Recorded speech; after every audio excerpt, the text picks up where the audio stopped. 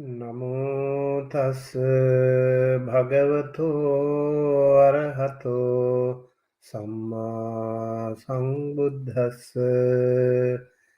නමෝ තස් භගවතෝ අරහතෝ සම්මා සම්බුද්දස්ස නමෝ තස් භගවතෝ අරහතෝ Samma Sambuddhassa. Honor to him, the Blessed One, the Worthy One, the fully enlightened One. My utmost respect to the perfectly enlightened Samma Sambuddha, the noble doctrine of the Buddha, and the noble Mahasangha, the disciples of the Buddha.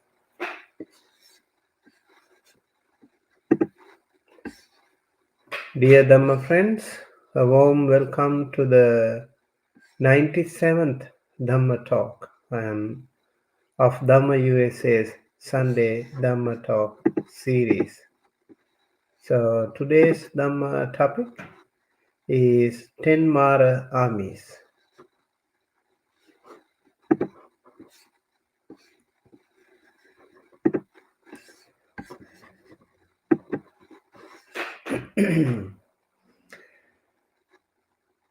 So it's actually a great honor to share this moment with you as we explore the profound teachings of the Buddha. Today we will delve into the Padhana Sutta, the second sutta in the Mahavagga of the Sutta Nipada. This discourse narrates the Buddha's confrontation with the Māra, the personification of all obstacles and defilements. It offers timeless wisdom on overcoming life's challenges and staying steadfast on the path to enlightenment. Māra in Buddhism is a significant figure, often considered as a demon or deity symbolizing evil, temptation, and death. His role is central in the narrative of Siddhartha Gautama's enlightenment, and he embodies obstacles to spiritual progress. Māra's squadrons or armies are an essential aspect of his character, representing various impediments that practitioners face on the path to enlightenment. Let's delve into the Māra and his squadrons. Who is Māra? Māra is a complex figure in Buddhist cosmology. He is seen as the personification of unwholesome impulses, unskillfulness, and the death of spiritual life. In various Buddhist texts, Māra is described as the tempter. He tries to seduce Siddhartha Gautama with visions of beautiful women and attempts to dissuade from attaining enlightenment. Then he is also described as the embodiment of death. Māra is sometimes seen as the figure who brings about the end of life and spiritual striving. He is also described as the Lord of the senses. He governs over the sensory world, leading beings to attachment and delusion. One of the most famous stories involving Māra is his attempt to prevent Siddhartha Gautama from achieving enlightenment under the Bodhi tree. Māra attacks with various methods, but the Buddha remains unmoved, touching the earth to bear witness to his worthiness. We call it Bhumisparsha Mudra in the Buddha statues. In certain Buddha statues, we can see the Bhumisparsha Mudra. This act dispels Māra and his armies, leading to the Buddha's enlightenment. The setting by the river Neranjara, according to Padana Sutta. Now, just imagine the tranquil banks of the river Neranjara, where the Bodhisattva, the future Buddha, sits beneath the Bodhi tree. He is in deep meditation, striving for Nibbana, which represents liberation from all forms of bondage. This critical moment in his spiritual journey is filled with intense focus and effort. The future Buddha is pushing himself to the limit, determined to break free from the cycle of birth and death. Now, Mara's trying to deceive the Buddha. At this critical juncture, Mara, also known as Namuchi. Namuchi means he who does not let go easily. He approaches the Buddha. He speaks with words that seem full of compassion, but are designed to distract and dissuade the Buddha from his path. Mara says, "Look at you. You are so thin and frail, almost at the brink of death. 1,000 parts of you belong to death, and only a fraction of you is alive. Why continue this extreme practice? Wouldn't it be better to live a little longer? You could perform many good deeds and gain merits. The path of celibacy and sacrifice brings great merit. But what is gained from such arduous striving? It is difficult, hard to maintain, and full of suffering." Mara's words are intended to instill doubt and fear, tempting the Buddha to abandon his quest and return to a life full of worldly pursuits and sensual pleasures. The Buddha, with his deep insight, recognizes Mara's deception and responds with unshakable determination. "Māra, why are you here? I know your tricks, and I am not swayed by them. You speak to those who seek merit and comfort in this life, but I am beyond such concerns. I have faith, energy, and wisdom. My goal is to break free from the bonds of ignorance and desire, not to be ensnared by them. Why should I fear death?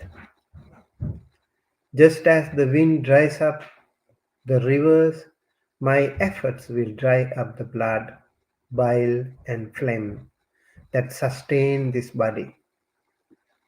As my physical form weakens, my mind becomes clearer, my mindfulness sharper, and my wisdom deeper.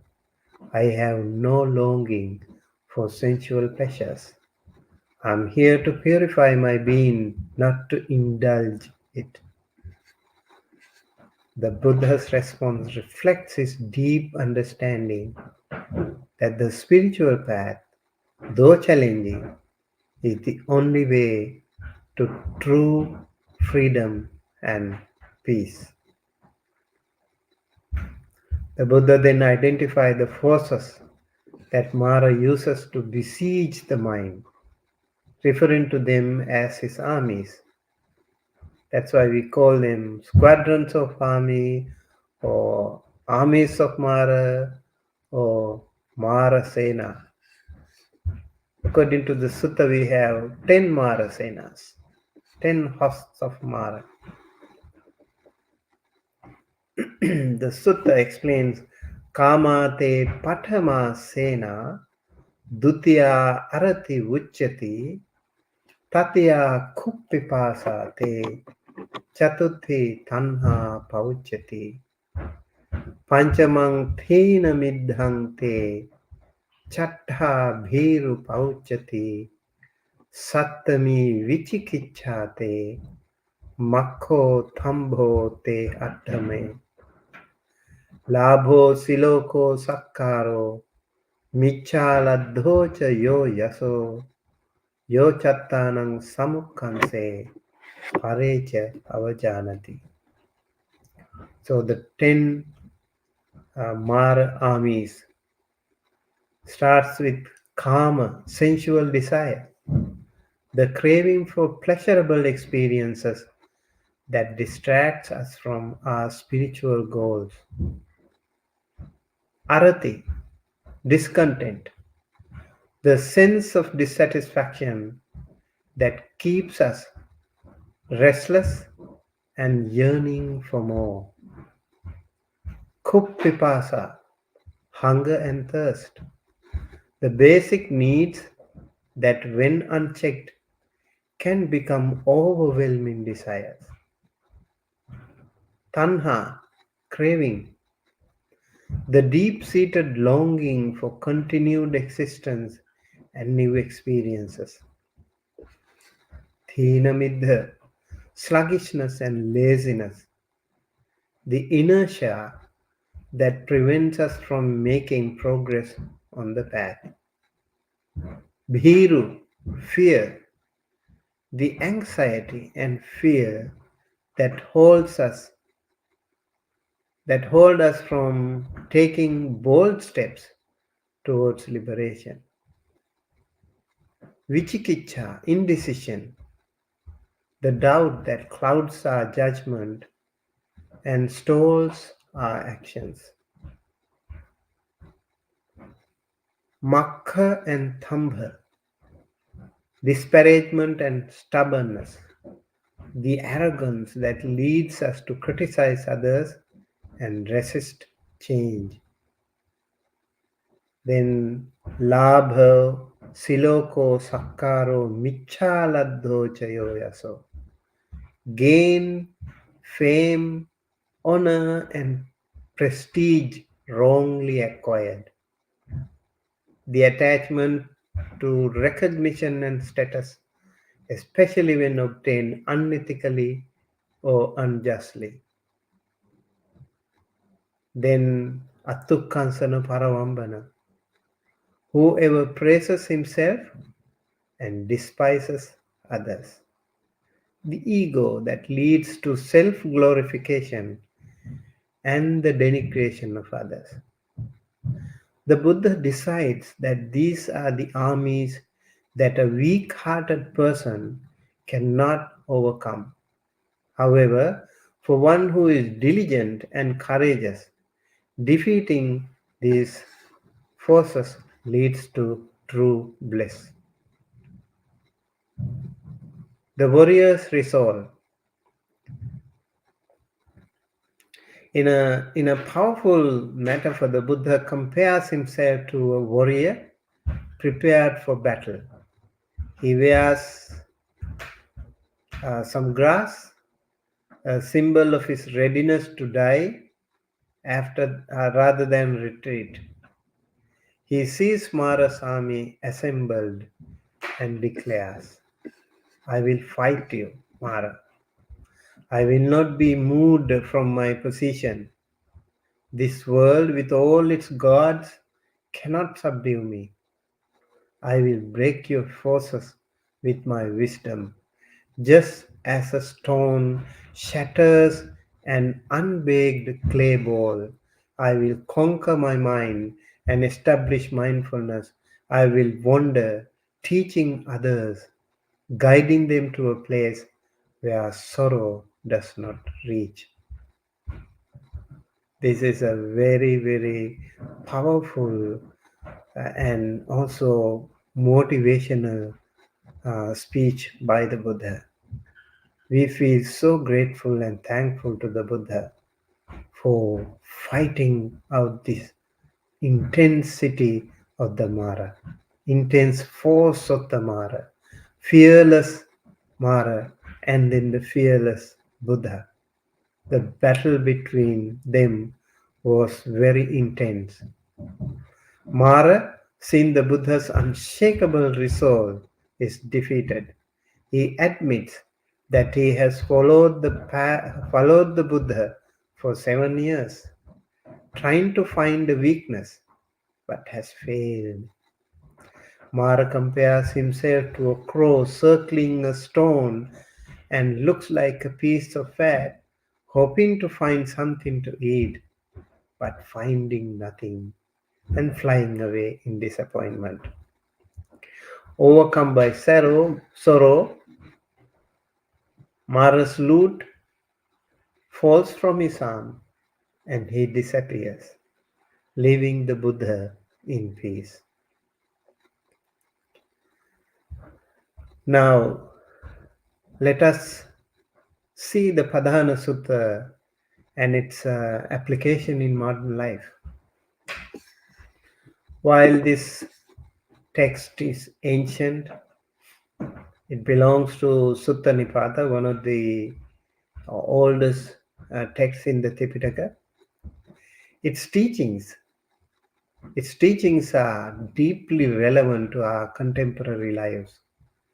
Let us delve into how we can apply the wisdom of the Padhana Sutta to navigate the complexities of modern existence.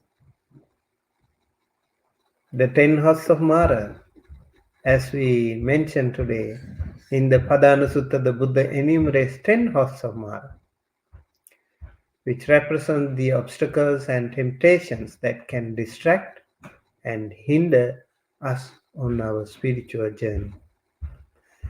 Sensual desire, discontent, hunger and thirst, craving, sluggishness and laziness, fear, indecision, disparagement and stubbornness, gain, fame, honor, and prestige wrongly acquired, self-praise and disparagement of others. These horses are not just mythical enemies, but represent real psychological and social challenges that we face today. So, in today's fast paced and often chaotic world, the teachings of the Padhana Sutta are more relevant than ever. Here's how we can apply its wisdom to our daily life. For example, overcoming sensual desire, karma. We can be mindful in consumption. In a world flooded with stimuli, it's easy to get caught up in the pursuit of sensory pleasures. Practicing mindfulness helps us become aware of our cravings and choose more wholesome and meaningful activities. Another method is simplicity. Embrace a simpler lifestyle, focusing on what truly brings joy and fulfillment rather than temporary pleasures. Number two, addressing discontent, arati.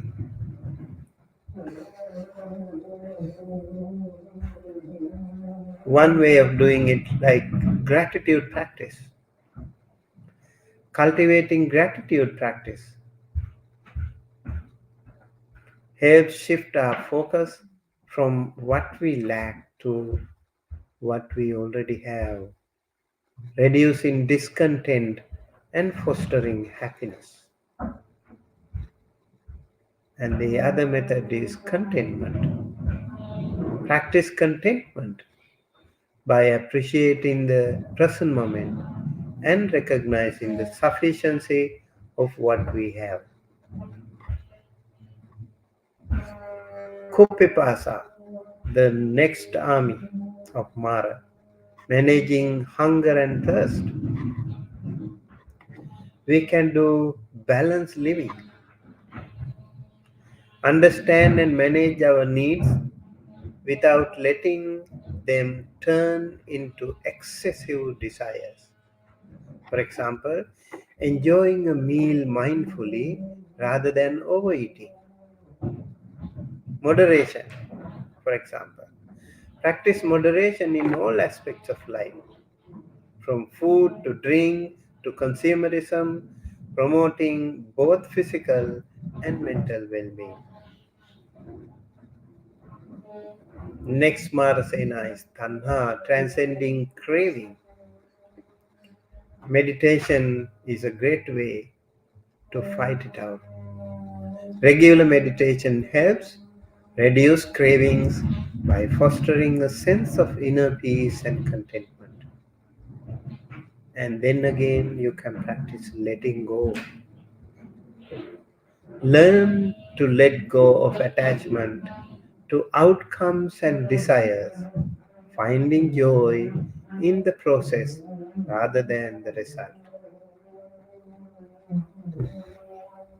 Next is combating sluggishness and laziness. Thina midda. We can be mindful in all our activities.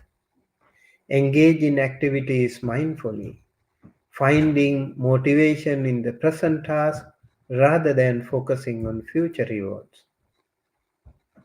One more thing is setting intentions.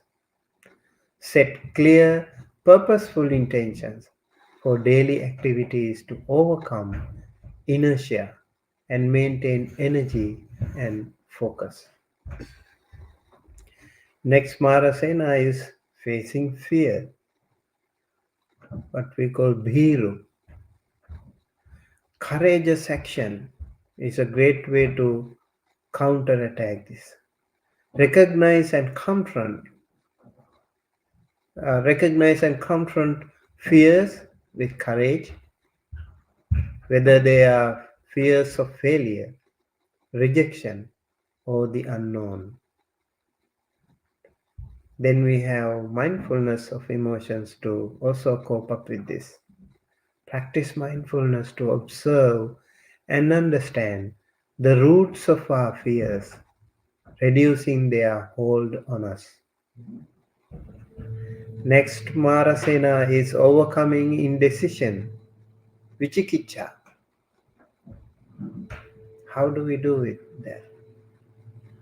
How do we fight this out?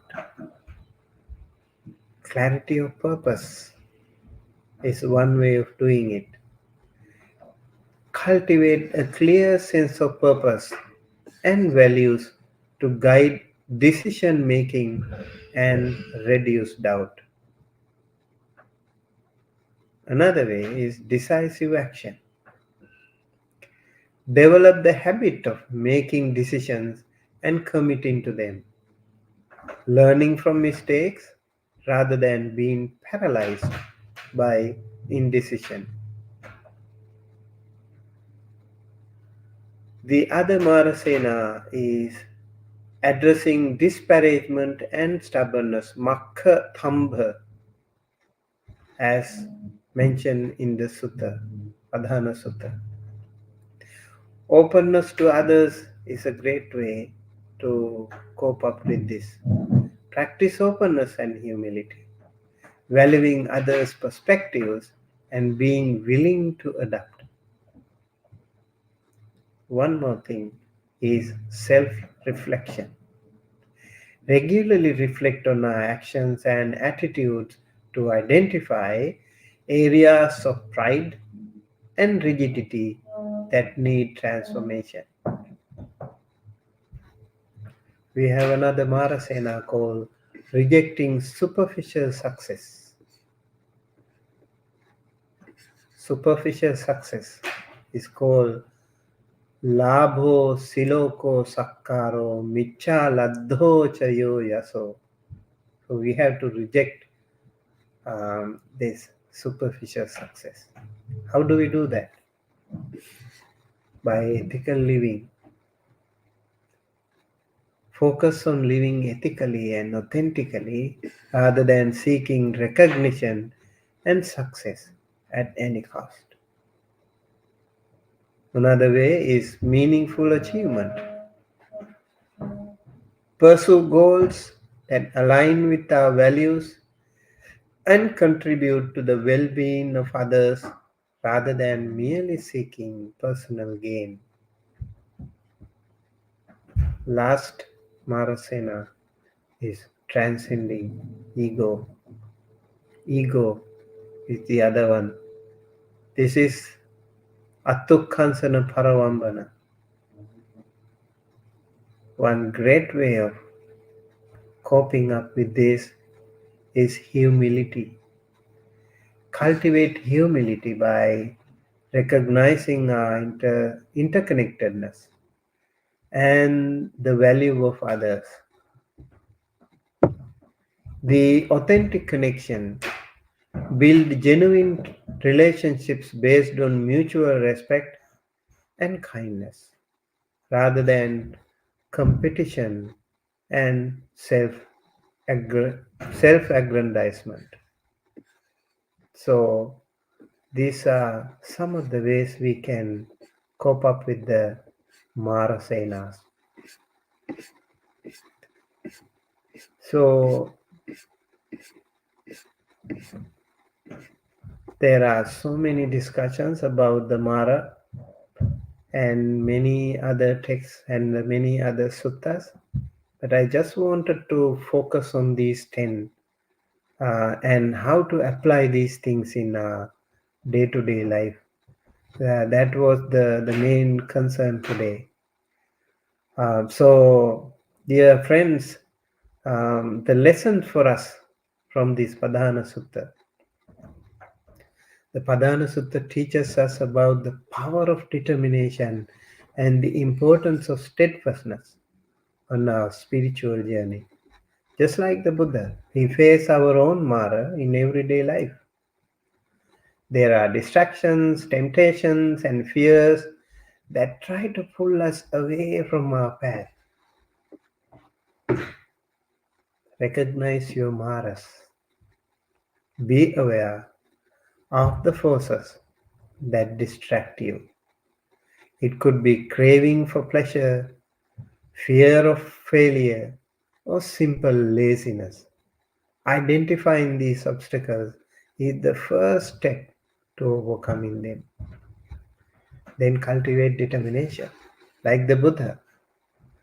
Develop a strong resolve, know your purpose, and stay focused on your goal, whether it's inner peace, wisdom, or compassion. Use wisdom as a weapon. Face challenges with wisdom and mindfulness. Rather than reacting impulsively, reflect on your actions and their consequences. This clarity will help you make better decisions. Embrace the path of effort. Understand the path to enlightenment. This requires effort and sometimes sacrifice. But it is through this effort that we achieve true freedom and joy. May we all, like the Buddha, find the strength to face our challenges with courage and wisdom. May we recognize and overcome our own maras, and may we walk the path to peace and liberation. Let us take inspiration from the Buddha's unwavering commitment and strive to cultivate the same determination in our own lives. By doing so, we can conquer our inner obstacles and move closer to the ultimate goal of Nibbana, the end of suffering. So, dear Dhamma friends, in this 97th Dhamma talk of Dhamma USA Sunday Dhamma talk series, I explored the Padhana Sutta, highlighting the Buddha's confrontation with Māra and the 10 hosts of Māra's armies. Today's Dhamma talk provided valuable insights into overcoming distractions and temptations on our spiritual path. Thank you for joining us. May these teachings guide you towards peace and liberation. Thank you for listening. May you be well, happy, and free from suffering. Sadhu, sadhu, sadhu. Now it is time for you to post any questions, if any, or else we can conclude.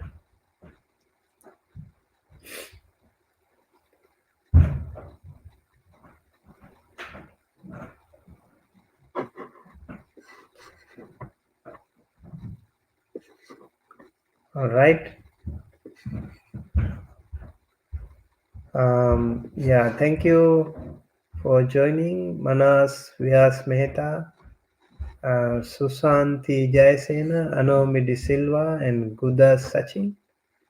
And thank you, everyone. I hope this teaching on this wonderful sutta, Mahapadana Sutta, the Padana Sutta of Sutta Nipata, can benefit you all in your day-to-day life. So be focused and also pay attention, be mindful. Remember, the mindfulness will be the key to fight out the maras that we have in day-to-day life. If we don't fight out, if we don't pay attention, if we don't become mindful, and then we won't be able to get rid of the maras. Okay, good Sachin. Oh, from Mahapoti, Bangalore. Hopefully, we met you last time.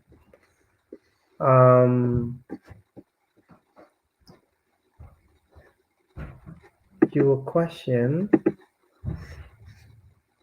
Bhante, can we change object of meditation from breath to loving kindness in one sit? Yes, you definitely can do it.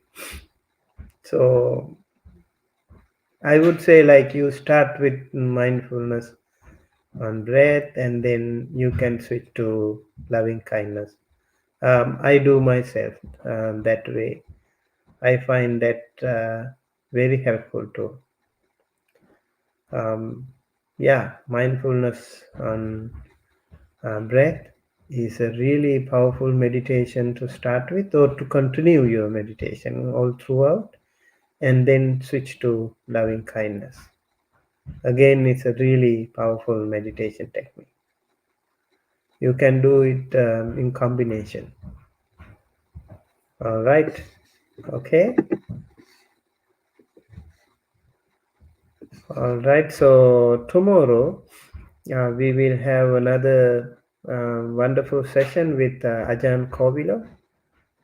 I hope you also can join us. And if you have any question, you can again post with the Dhamma chat we are going to have with Venerable Ajahn Kovilo. So until then, we conclude today, and wish you all a very wonderful and peaceful day today.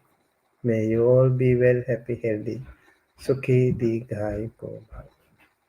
Sadhu, sadhu, sadhu.